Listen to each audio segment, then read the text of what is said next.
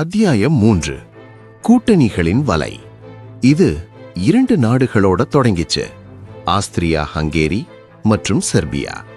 ஆனா அது அப்படியே நீண்ட நேரம் இருக்கல.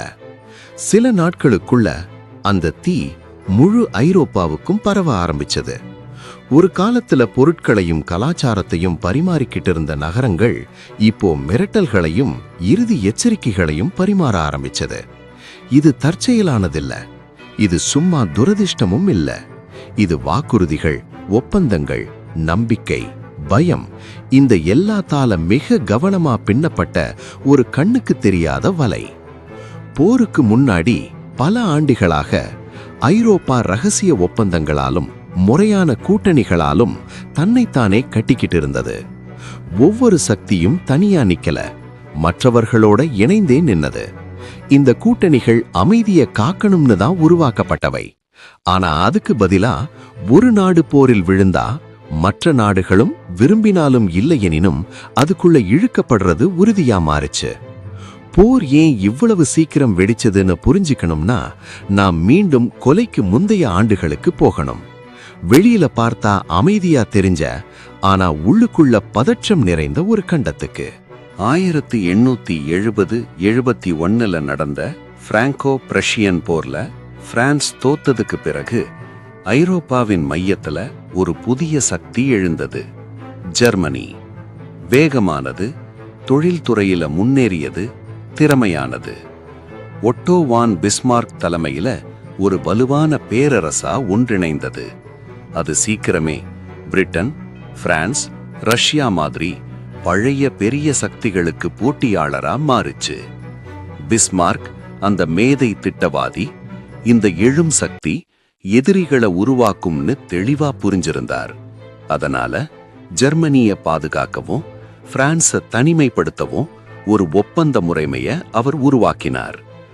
1882 ஜெர்மனி, ஆஸ்திரியா ஹங்கேரி, இத்தாலி இந்த 3 நாடுகளுக்கிடையில ஒரு முறையான இராணுவ ஒப்பந்தமா முக்கூட்டணி உருவானது. 2 அல்லது அதுக்கு மேலான நாடுகள் ஒரு நாட்டை தாக்கினா மற்றவை உதவணும். வலிமையால அமைதிய காக்கணும்னு அது வடிவமைக்கப்பட்டது. ஆனா வலிமை சந்தேகத்தையும் உருவாக்குது. மற்றொரு பக்கம் பிரான்ஸ் தனியா இருக்க விரும்பல. அது கிழக்கை நோக்கி பார்த்து ரஷ்யாவுல ஒரு கூட்டாளிய கண்டுபிடிச்சது.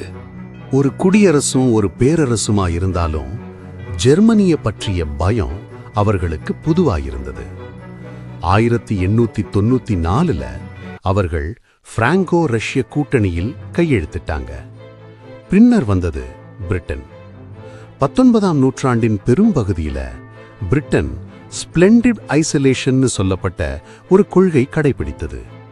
அதோட நோக்கம் என்னன்னா, கண்டம் முழுக்க நடக்கிற அரசியலுக்குள்ள நாம இழுக்கப்படக்கூடாதுன்றது. ஆனா 1900களின் தொடக்கத்துல அந்த கொள்கை மெதுவா மாற ஆரம்பிச்சது. ஜெர்மனியோட கடற்படை வேகமா வளர ஆரம்பிச்சது. காலனிகள்ல பதற்றம் அதிகமாயிடுச்சு. அதனால பிரிட்டன் நண்பர்களை தேட ஆரம்பிச்சது. 1904 பிரிட்டன் பிரான்ஸோட என்டென்ட் கார்டியல்னு சொல்லப்படும் ஒரு புரிதல் ஒப்பந்தத்துல கையெழுத்திட்டது. பின்னர் 1907 ரஷ்யாவோடும் ஒரு உடன்பாட்டை ஏற்படுத்துச்சு. இவை முக்கூட்டணிய மாதிரி ரொம்ப கடுமையானவை இல்ல. ஆனா எல்லாம் சேர்ந்து பிரான்ஸ், ரஷ்யா, பிரிட்டன் முக்கூட்ட உடன்பாடு, ட்ரிபிள் என்டென்ட்னு அழைக்கப்பட்ட ஒரு அமைப்பை உருவாக்கின. இப்போ ஐரோப்பாவுல 2 பெரிய முகாம்கள் இருந்தது. ஒரு பக்கம் ஜெர்மனி, ஆஸ்திரியா ஹங்கேரி, இத்தாலி. மற்றொரு பக்கம் பிரான்ஸ், ரஷ்யா, பிரிட்டன். தாக்குதல் நடந்தா ஒருத்தருக்கு ஒருத்தர் ஆதரவு தருவோம்னு இரு தரப்பும் வாக்குறுதி கொடுத்திருந்தாங்க. ஆனா இங்கதான் பிரச்சனை. இந்த வாக்குறுதிகள் அவ்வளவு எளிமையானவை இல்ல. அவை ரொம்ப சிக்கலானவை, ரகசிய விதிகளால நிறைந்தவை, ஒன்றோடு ஒன்று மோதிர பொறுப்புகளால பின்னப்பட்டவை. 1914 நெருக்கடி வந்தப்போ இந்த கூட்டணிகள் போரை தடுக்கல, போரை உறுதி செய்தது. அந்த தருணத்துக்கு திரும்பி போகலாம். பிரான்ஸ் பெர்டினாண்ட் கொலைக்கு பிறகு ஆஸ்திரியா ஹங்கேரி செர்பியாவை குற்றம் சாட்டி போர் அறிவிச்சது. செர்பியா உதவிக்காக ரஷ்யாவை நாடுச்சு. ரஷ்யா தன்னோட பெரிய ராணுவத்தை இயக்க ஆரம்பிச்சது. இத ஜெர்மனி கவனமா பாத்துக்கிட்டு இருந்தது. ஜெர்மனி ஆஸ்திரியா ஹங்கேரிக்கு ஆதரவு தருவோன்னு ஏற்கனவே வாக்குறுதி கொடுத்திருந்தது. அதே நேரத்துல ரஷ்யாவை ஒரு பெரிய அச்சுறுத்தலாவும் பார்த்தது. மெதுவா நகரும், ஆனா ரொம்ப அபாயகரமான ஒரு அச்சுறுத்தல். அதனால ஜெர்மனி ரஷ்யாவுக்கு எச்சரிக்கை விட்டது. ராணுவ இயக்கத்தை நிறுத்து, இல்லன்னா போரை எதிர்கொள். ரஷ்யா பின்வாங்கல. இப்போ ஜெர்மனி ஒரு பயங்கர கனவுக்குள்ள சிக்கியது. 2 முனைகளில் போர். கிழக்குல ரஷ்யா, மேற்குல பிரான்ஸ். இதையே தான் அவர்கள் பல வருடங்களா பயந்து வந்தாங்க. ஜெர்மன் ராணுவ தலைவர்கள் ஒரு திட்டத்தை வைத்திருந்தாங்க, ஷ்லீஃபென் திட்டம். முதல்ல பிரான்ஸை தாக்கி சீக்கிரமா வீழ்த்தணும், அப்புறம் கிழக்கே திரும்பி ரஷ்யாவை எதிர்கொள்ளணும். ஆனா அதுக்காக ஜெர்மனி பெல்ஜியத்தை கடக்க வேண்டியிருந்தது. பெல்ஜியம் ஒரு நடுநிலையான நாடு. பிரிட்டன் உட்பட பல பெரிய சக்திகள் கையெழுத்திட்ட ஒப்பந்தத்தால அது பாதுகாக்கப்பட்டிருந்தது. ஆனா ஜெர்மனி பெல்ஜியத்தை படையெடுத்தது. அதுதான் எல்லாத்தையும் மாற்றுச்சு. பிரிட்டன், பிரான்ஸ் அல்லது ரஷ்யாவோட நேரடியான கட்டாய ராணுவ கூட்டணியில இருக்கல. ஆனா பெல்ஜியத்தின் மீதான படையெடுப்பு ஒரு கடமை உணர்வையும் ஒரு பழைய வாக்குறுதியையும் உயிர்ப்பிச்சது. 1914 ஆகஸ்ட் 4 அன்று பிரிட்டன் ஜெர்மனிக்கு எதிரா போர் அறிவிச்சது. இப்போ 2 வாரத்துக்குள்ளேயே ஒரு உள்ளூர் தகராறு ஒரு கண்டம் முழுக்க பரவும் போராக மாறிச்சு. நிகழ்வுகளின் வரிசையை மீண்டும் பார்ப்போம். கூட்டணிகளின் வலையில ஆஸ்திரியா ஹங்கேரி செர்பியாவை தாக்குது. செர்பியா ரஷ்யாவை அழைக்குது. ரஷ்யா ராணுவத்தை இயக்குது. ஜெர்மனி ரஷ்யாவுக்கு எதிரா போர் அறிவிக்குது. பிரான்ஸ் ரஷ்யாவோட கூட்டணி கொண்டதால ஜெர்மனி பிரான்சுக்கும் போர் அறிவிக்குது. ஜெர்மனி பெல்ஜியத்தை படையெடுக்குது. பெல்ஜியத்தை காக்கவும் பிரான்சுக்கு ஆதரவு தரவும் பிரிட்டன் போருக்குள்ள நுழையுது. ஒரு சங்கிலி அடுத்த சங்கிலியை இழுக்குது. ஒரு வாக்குறுதி மற்றொரு வாக்குறுதியை இழுக்குது. போர் இயந்திரம் கர்ஜித்தபடி செயல்பட ஆரம்பிக்குது. ஆனா இந்த வலை ஐரோப்பாவிலேயே நின்னுகல. இந்த கூட்டணிகள் பேரரசுகள் முழுக்க பரவியிருந்தது. பிரிட்டன் போரில் நுழைந்ததும் அதோட காலனிகளும் நுழைந்தது. கனடாவிலிருந்து ஆஸ்திரேலியா வரை, இந்தியா வரை. பிரான்ஸ் சேர்ந்ததும் வட ஆப்பிரிக்காவிலிருந்தும் இந்தோ சைனாவிலிருந்தும் படைகள் வந்தது. ரஷ்ய பேரரசு மத்திய ஆசியா, காகாசஸ் பகுதிகளிலிருந்து மக்களை இழுத்தது. 1902 முதல் பிரிட்டனோட கூட்டணி கொண்டிருந்த ஜப்பான் கூட 1914 ஆகஸ்ட் இறுதியில ஜெர்மனிக்கு எதிரா போர் அறிவிச்சு பசிபிக் பகுதியிலிருந்த ஜெர்மன் நிலங்களை கைப்பற்ற ஆரம்பிச்சது. சில காலத்துக்குள்ளேயே ஒட்டோமான் பேரரசும் போருக்குள்ள நுழைந்தது.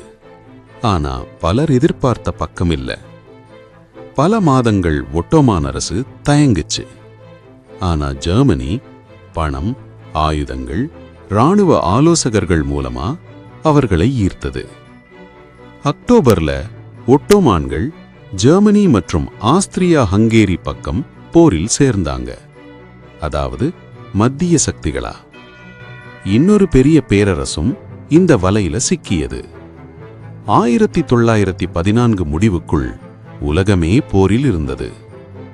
அது வெறுப்பால மட்டுமில்ல, ஆசையால மட்டுமில்ல, அது கடமைன்னு நினைச்சதால.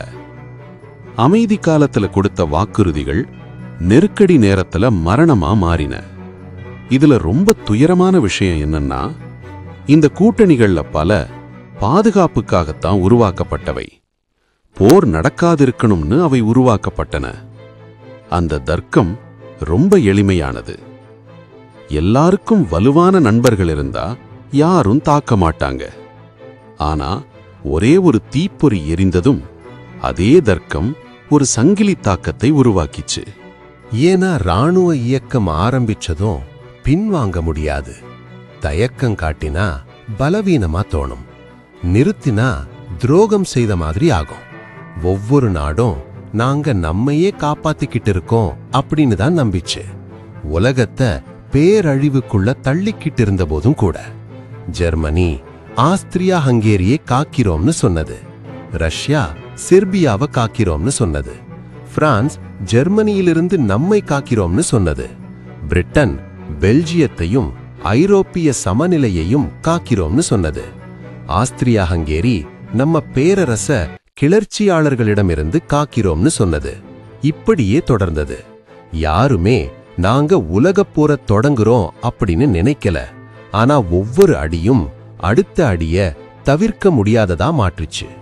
படைகள் நகர ஆரம்பிச்சதும் ரயில்கள்ல, குதிரைகள்ல, காலால. திரும்பி போக வழியே இல்ல. சில வாரங்களுக்குள்ள குழிகள் தோண்டப்பட்டன, வரிகள் வரையப்பட்டன, போர்கள் தொடங்கின. கிறிஸ்துமஸ் வர்றதுக்குள்ள முடிஞ்சிடும்னு நினைச்ச போர் இப்போதான் உண்மையில ஆரம்பிச்சது.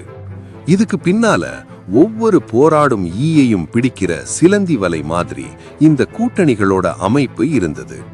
சில வெளிப்படையானவை, சில ரகசியமானவை, சில தெளிவானவை, சில மங்கலானவை. ஆனா எல்லாத்துக்கும் ஒரு எடை இருந்தது. இது துப்பாக்கி சத்தத்தால மட்டும் பிறந்த போர் இல்ல, இது வாக்குறுதிகளால பிறந்த போர். சிலர் இத மரியாதைன்னு சொல்றாங்க, சிலர் பைத்தியம்னு சொல்றாங்க. ஆனா இறுதியில தாங்கள் கையெழுத்திடாத ஒப்பந்தங்களுக்காக, தாங்கள் பார்த்ததே இல்லாத நாடுகளுக்கு இடையில போட்டிகளுக்காக மில்லியன் கணக்கான மக்கள் உயிரிழந்தாங்க. அந்த வலை அமைத்த தலைவர்கள் அது உலகையே சிதைக்கும் அப்படின்னு ஒருபோதும் நினைக்கல. ஆனா அது நடந்தது. இப்போ ஐரோப்பா முழுக்க நாடுகள் போர்ல சிக்கியிருந்தது. நிலத்துக்காக மட்டுமில்ல, உயிர் வாழ்வுக்காக. கூட்டணிகள் தங்கள் வேலையை செய்திட்டன. அவை உலகை ஒன்னா சேர்த்தது. அமைதியில இல்ல, போர்ல.